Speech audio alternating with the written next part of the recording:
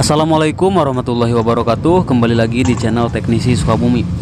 Ya, jadi beberapa hari ini banyak banget yang bertanya tentang mesin gerinda yang mengeluarkan percikan api. Jadi seperti kembang api katanya gitu kan. Terus dia bertanya apakah itu berbahaya atau harus diganti. Nah, di sini saya ada mesin gerinda nih. Nah, jadi penyakitnya sama ya. Ini sebenarnya mengeluarkan percikan api juga, namun nggak kelihatan dari sini guys, karena ini bodinya tertutup. Tapi kelihatannya nanti kalau bodi ini dibuka nih. Nah, dan sekarang akan saya coba dulu dalam keadaan bodi terbuka ya. Nah, nanti kalian perhatikan di bagian samping ini. Untuk ngeceknya, pastikan saklarnya harus langsung on agar nanti kita nggak perlu nyetrekin atau ngehidupin saat listrik dicolok ya, karena ngeri kan ini posisinya terbuka. Jadi langsung saya colok, langsung hidup nih.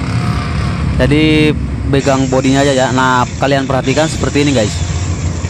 Nah, di sini apinya gede banget ya, kayak kembang api. Nah, mungkin mesin yang kalian tanyakan itu mungkin kayak gini ya, kayak kembang api itu mungkin seperti ini. Nah, di sini akan saya jelaskan apa itu harus diganti atau bisa diakalin gitu. Yang kalian perhatikan dulu yang ini. Oke, yang pertama kalau misalkan mesin keluar api kayak gini, coba kalian perhatikan dulu karbon brasnya.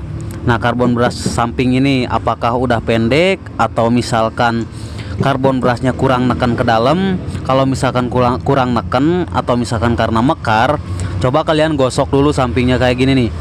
Nah, gosok dulu ya sampingnya. Terus nanti kalian masukkan lagi.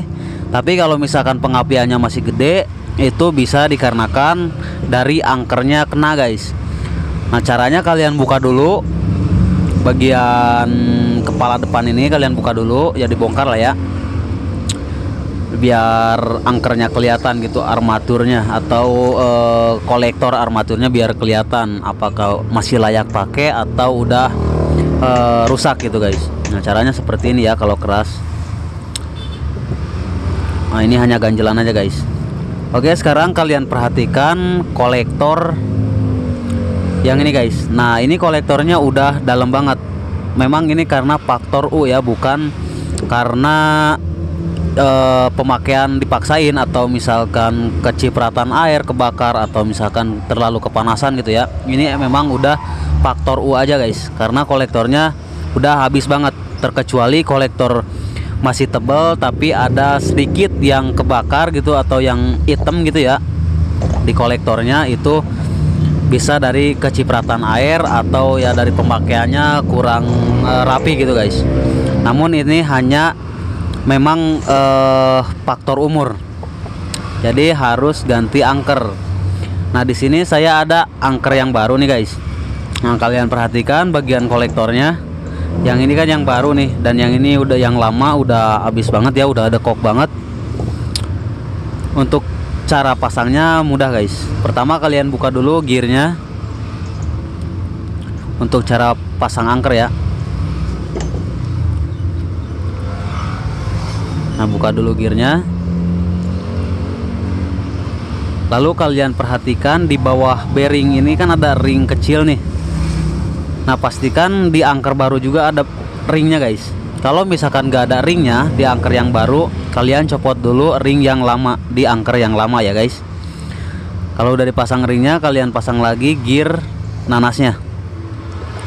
Lalu kalian baut. Dan sebelum kalian pasang, kalian perhatikan dulu apakah ada yang gesekan bagian statornya, gesekan hitam. Untuk caranya kalian bisa lihat video yang udah saya upload sebelumnya. Kalian boleh cek di deskripsi atau di atas ini guys.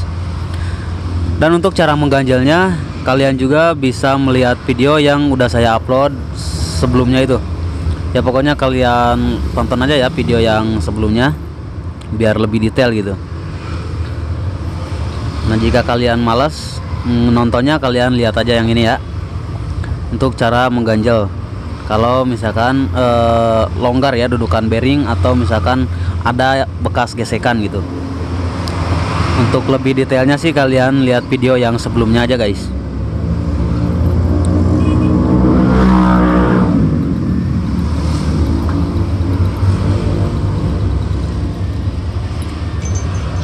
Nah, nantinya akan seperti ini hasil ganjelannya guys. Oke, jika sudah kita pasang stempet dulu ya, kasih stempet dulu sedikit, jangan terlalu kebanyakan karena ngeri malah seret ya kalau misalkan kebanyakan stempet. Sebelum kalian pasang, pastikan posisi bearing agak ke bawah ya, jangan terlalu pas sama as, harus sedikit dikebawahin. Kalau udah, kita pasang aja guys.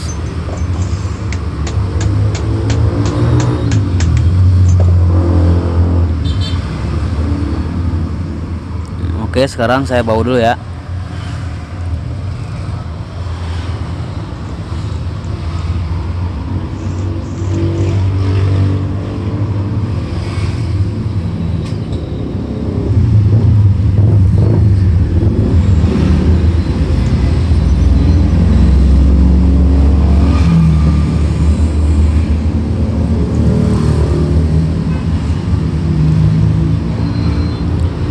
Kita pasang lagi karbon brasnya atau sepul.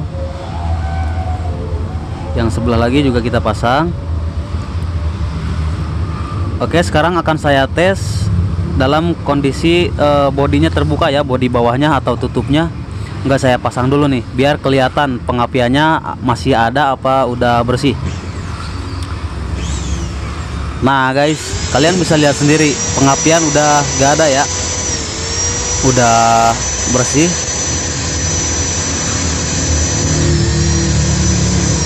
Nah kayak gini guys.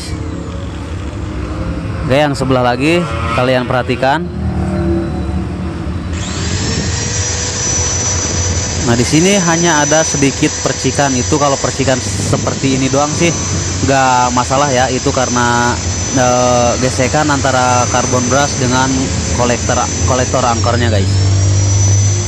Tapi kalau pengapiannya percikannya kayak tadi gede banget, nah itu kalian perhatikan dari karbon brush dan juga angkernya.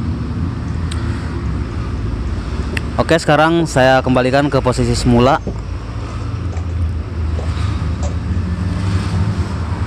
Saya tutup dulu. Tadi kan tenaganya juga kurang ya guys, jadi ketahuan lah, kelihatan bunyinya juga beda suaranya.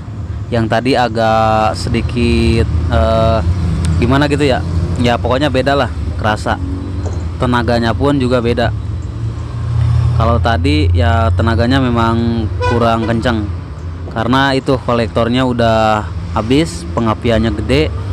Kalau dipaksain terus malah ngebul guys, ngerinya nanti malah kebakar sama gulungan statornya. Oke, jika sudah terpasang saya tes lagi untuk memastikannya. Nah jadi hasil akhirnya seperti ini guys. Oke, jadi sekian dulu ya tutorial kali ini dari saya. Semoga penjelasan ini bisa bermanfaat untuk kalian semua guys. Terima kasih, sampai jumpa di video selanjutnya. Assalamualaikum warahmatullahi wabarakatuh.